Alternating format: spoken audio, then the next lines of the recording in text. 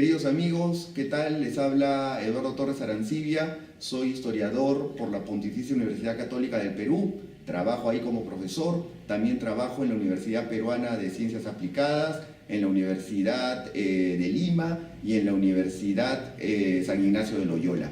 En esta oportunidad, de nuevo, quisiera invitarlos a leer un libro mío. En esta oportunidad se trata de la segunda edición de mi primer libro, Corte de Virreyes, el entorno del poder en el Perú del siglo XVII.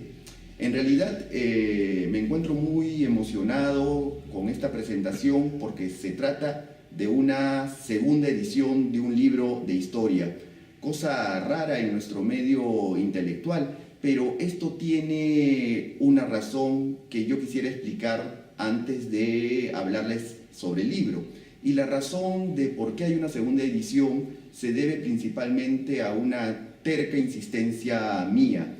Y esto porque cuando en el año 2006 salió la primera edición de Corte de Virreyes, yo esperaba que ese libro pudiera generar un debate, una discusión, un punto de inicio para una serie de discusiones en torno a lo que significaba que en el Perú haya habido una corte virreinal, lo que implicaba pues una cultura política, una forma de ver el mundo, una manera de relacionarse con el poder. No obstante, ese debate no se produjo, y no se produjo por algo que todavía creo que sigue perdurando en nuestro medio, y es el poco interés que concita entre nosotros el siglo XVI y el siglo XVII, es decir, el periodo virreinal. Y yo creo que ese poco interés que nuestros compatriotas tienen por ese periodo de la historia tiene que ver con varios factores. En primer lugar, porque lo ven muy lejano.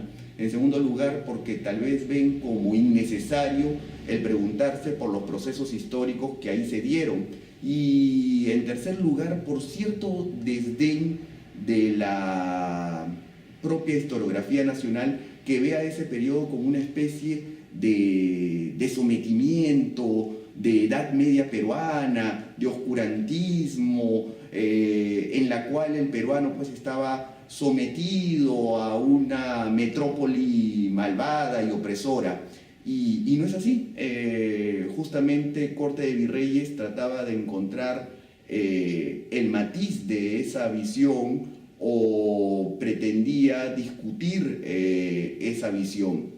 Lamentablemente ganó la otra postura, y sigue perdurando la otra postura de que no hay que volver a esa época, de que lo que interesa es el siglo XIX, el siglo XX, el análisis de la historia política contemporánea, y que desde 1821 hay un corte. Y yo creo que no es así. Yo creo más bien que ahora más que nunca nuestros ojos deben regresar al siglo XVI, al siglo XVII, porque ahí está la esencia fundacional de la política peruana. Muchas de nuestras costumbres, muchas de nuestras formas de entender la política y de hacer política tienen un origen barroco. Y esto suena difícil de decir y de entender, pero yo creo que las raíces de muchas de nuestras costumbres nacionales están en ese periodo virreinal.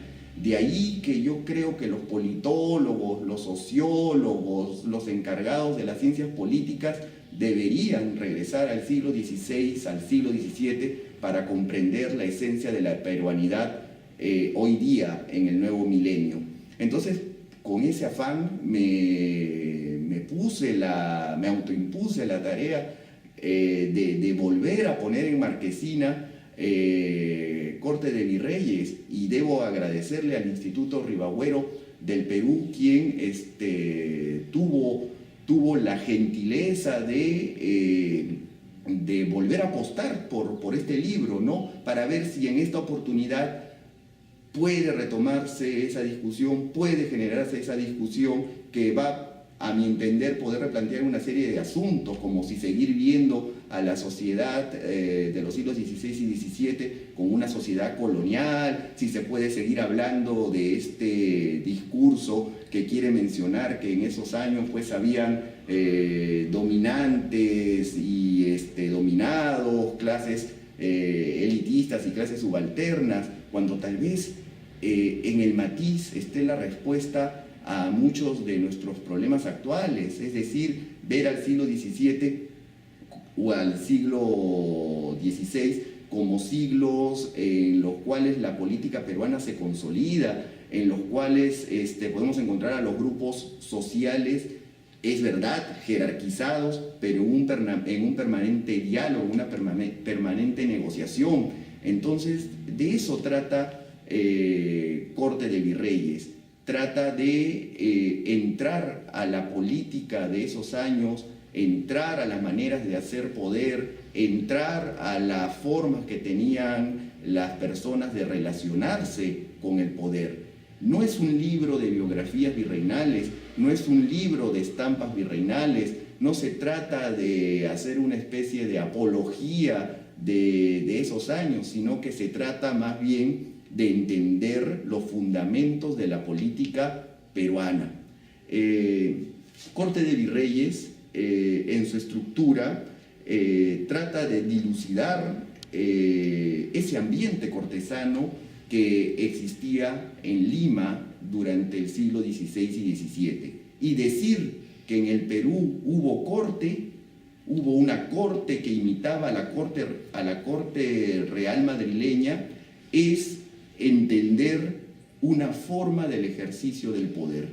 En este caso es hablar del entorno del virrey del Perú y es redefinir la figura histórica del virrey en el Perú. ¿Quién era el virrey? El virrey no era un burócrata, el virrey no era un funcionario público, el virrey era la representación directa del monarca, era la otra persona del monarca. Era como si en un acto simbólico extremo el mismo rey se trasladara al Perú para gobernar esta parte del mundo. Y como su esencia majestática se trasladaba a Lima, con esa esencia venían ritos, costumbres, formas políticas de entender y hacer el poder. Entonces, trasladado el virrey al Perú, se formaba en Lima un espacio exclusivo y excluyente de ese poder. Y ese espacio privilegiado era la corte virreinal, que tenía como centro el Palacio de Gobierno de Lima. Desde ahí salían las directrices para gobernar el amplio, el gigantesco virreinato peruano. De ahí salían los premios y las mercedes. De ahí salía el honor, de ahí salía la cultura, de ahí salía el premio y salía el castigo. Entonces las personas que rodeaban al virrey conformaban en realidad la élite suprema en la cual se definía el destino del virreinato peruano.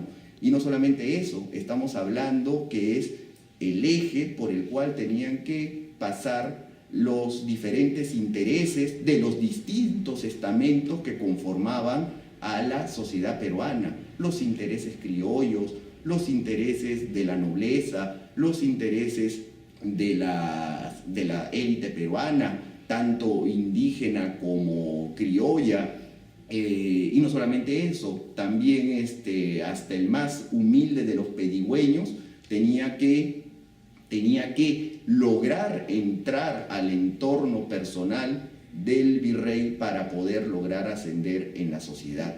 Si nos damos cuenta, pues muchas de esas ideas que fueron tan bien sustentadas en esa época se mantienen vigentes hasta el día de hoy, ¿no? Tienen que ver con una idea del Estado patrimonial, es decir, la sociedad cortesana se basa en la idea del Estado patrimonial. En el antiguo régimen, estoy hablando del siglo XVI, XVII y XVIII, se entendía que el rey era el dueño de todos los oficios, de todos los premios, de todas las mercedes, y esto porque su poder venía de Dios, y como él era un representante de Dios en la tierra, pues tenía la gran misión de lograr la justicia social, y la justicia social se logra a través de la justa repartición de los oficios y trabajos para el Estado. Entonces, como esa esencia del monarca se trasladó al virrey en Lima, encontramos que el virrey peruano pues tenía esa gran potestad, tenía la potestad de repartir los premios y los oficios. Entonces el Estado patrimonial se consolida en el siglo XVII en el Perú. Entonces toda persona interesada en ascender en la sociedad, toda persona que quería ser corregidor, que quería ser profesor universitario, que quería ser funcionario de la administración, tenía que encontrar la manera de acercarse a ese universo pequeño y elitista de la corte virreinal para poder pedir esos premios y esos honores. Entonces también encontramos que se conforma una cultura del pedir, un protocolo del pedir, que yo creo que también nos ha quedado muy interiorizada hasta el día de hoy. Asimismo, presento en este libro a la corte virreinal como el escenario para la gran pelea política. Si nosotros imaginamos a la sociedad virreinal como una sociedad en la que los que mandaban dictaban y los otros obedecían, creo que es un universo bastante reducido, es una visión bastante reducida. En realidad, la sociedad cortesana auspicia una negociación política, y justamente es lo que encontramos en el Palacio de los Virreyes. Encontramos a las élites discutiendo con el virrey, poniéndose de igual a igual. Encontramos a lo más encumbrado de la élite criolla dialogando con el virrey, pidiendo cosas, pidiendo preeminencias, pidiendo un lugar importante y de mando en esta sociedad barroca. Entonces es el espacio ideal, la corte, para que haya una permanente negociación. Entonces quiero que la persona que lee este libro pueda penetrar a ese ambiente prohibido, secreto, que es el ambiente exclusivo del poder. Lo que hace Corte de Virreyes es reconstruir esas formas políticas que habían en ese momento para hacer política. También el libro nos sirve mucho para entender los mecanismos de cómo se mandaba en esa época, cómo se repartían los oficios y los problemas que esto podía suscitar y que nos pueden parecer muy familiares hasta el día de hoy. Por ejemplo, un capítulo está dedicado a algunos excesos que podían cometer los virreyes en cuanto a lo que significaba repartir los corregimientos, los puestos más importantes, los oficios. No olvidemos que los virreyes también venían con una propia corte particular. Imagínense, un virrey podía llegar al Perú con 120 personas que eran su corte particular, de servidores, de mayordomos, de sirvientes, de secretarios, y estas 120 personas venían con la intención, con la justa tal vez intención de lograr algo importante acá en el Perú, acompañando pues a su jefe.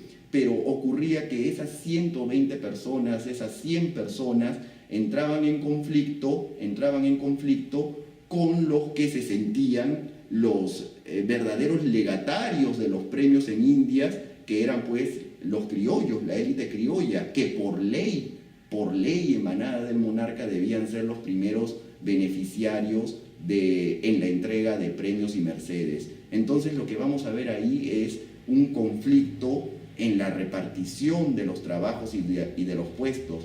Vamos a ver cómo los virreyes a veces favorecían a sus allegados, a sus sirvientes peninsulares, a sus amigos y favorecidos y marginaba de manera explícita y de manera manifiesta a veces a los criollos, quienes inmediatamente protestaban, se molestaban, le escribían al rey, acusaban estos excesos y se daban pues pleitos realmente muy interesantes que tienen que ver justamente con lo que era la vida política, es decir, la lucha, la pugna por el poder, pero siempre en una especie pues de universo que se pretendía perfecto, armónico, como era el de esta corte barroca asentada aquí en Lima.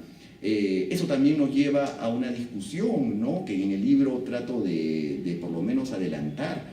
El hecho de que un virrey favoreciera a sus allegados, a sus sobones, a sus secretarios, y que marginara a los criollos, ¿podía ser eso catalogado como corrupción? Esa es una cuestión también muy interesante, ¿no? Porque es muy difícil tratar de entender la noción de corrupción en un Estado que se proclama patrimonial, ¿no? Entonces, la noción de corrupción en una sociedad cortesana como la peruana del siglo XVII tiene que ver con desequilibrio, tiene que ver con injusticia, es decir, tanto el virrey, tanto sus cortesanos y también las élites peruanas podían, tal vez en cierta manera, vivir al margen de la ley o no siendo tan escrupuloso en el cumplimiento, y cada quien podía sacar beneficios de esa situación de casi autonomía en la que vivía el virreinato peruano. Pero ocurría que cuando llegaba el desequilibrio, es decir, cuando alguna de las partes, ya sean los criollos o ya sea el virrey, exageraba esa autonomía, los sectores afectados podían quejarse, y ahí es cuando se podía, pues, tal vez hablar de corrupción, y mucha gente decía, sí, esto es corrupto, esto está afectando a los intereses de los beneméritos del Perú, que son los criollos, que son los descendientes de los conquistadores, y que estamos siendo marginados por un virrey que prefiere escoger a gente inmérita, a gente que ha venido con él como sus secretarios, sus mayordomos, sus amigos de palacio, que son las mismas discusiones que encontramos hasta el día de hoy, ¿no?, sobre quiénes son los que se benefician de manera tal vez no tan legítima de los premios que vienen con el ejercicio del poder. El libro también me sirve a mí justamente para entrar de nuevo al tema de la prelación criolla, es decir, de la reivindicación de este sector criollo que se sentía llamado a gobernar el Perú o a cogobernar el Perú con el rey. Es decir, hay una élite consolidada que son los criollos del Perú, que descienden de los conquistadores, que conforman la nobleza y que quieren ser ellos copartícipes del poder, pero en muchas oportunidades ven que el virrey del Perú en cierta manera los está marginando de ese lugar de preeminencia que ellos quieren tener, y ahí en esa lucha entre virreyes y élites criollas vamos a descubrir pues algo muy interesante, que se va formando una identidad criolla, un sentido de pertenencia a este país, y que esa élite se siente llamada, por ser la que más conoce el medio, por ser la que más está al tanto de las vicisitudes y problemas del Perú, a ser llamada por la corte virreinal, y a ser llamada por el virrey, y a ser llamada por el monarca a ser la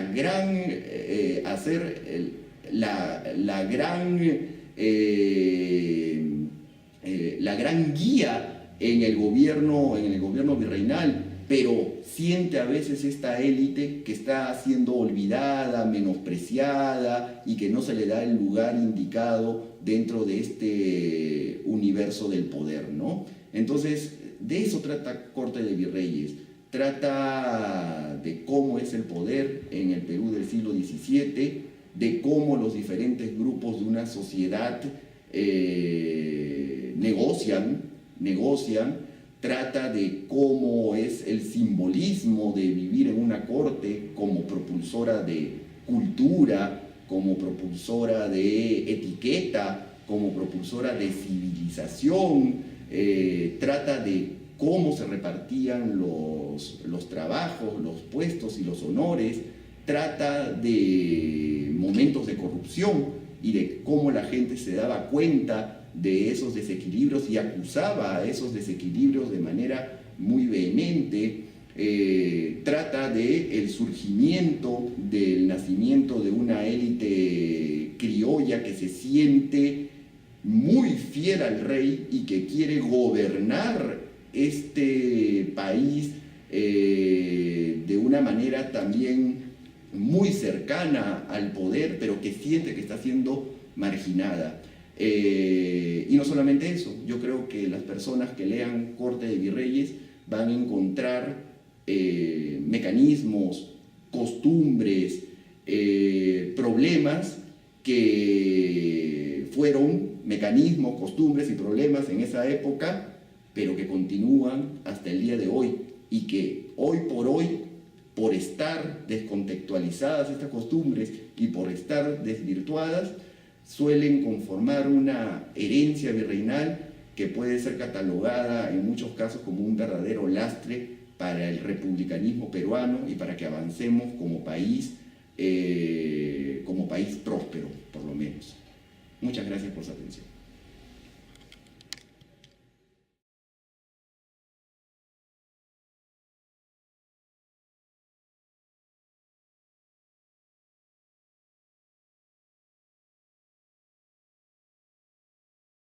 Sigue perdurando en nuestro medio y es el poco interés que concita entre nosotros el siglo XVI y el siglo XVII, es decir, el periodo virreinal.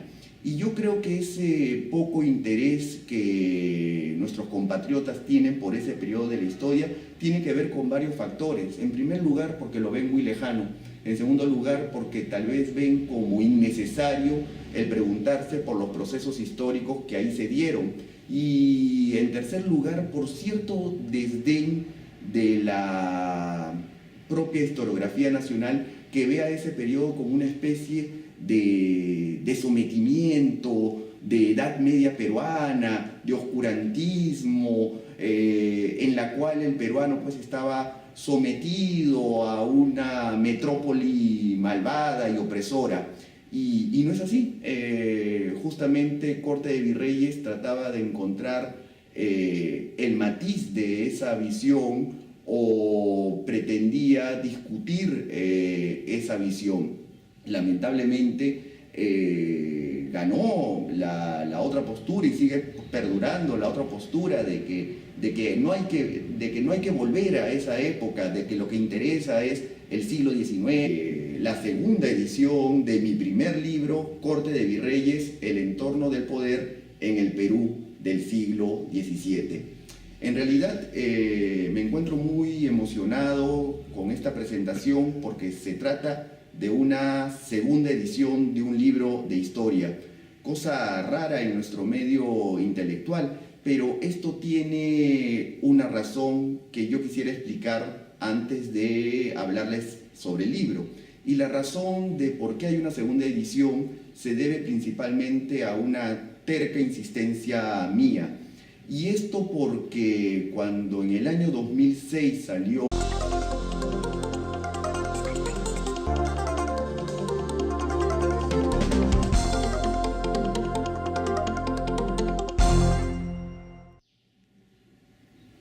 Queridos amigos, ¿qué tal? Les habla Eduardo Torres Arancibia, soy historiador por la Pontificia Universidad Católica del Perú, trabajo ahí como profesor, también trabajo en la Universidad Peruana de Ciencias Aplicadas, en la Universidad de Lima y en la Universidad San Ignacio de Loyola.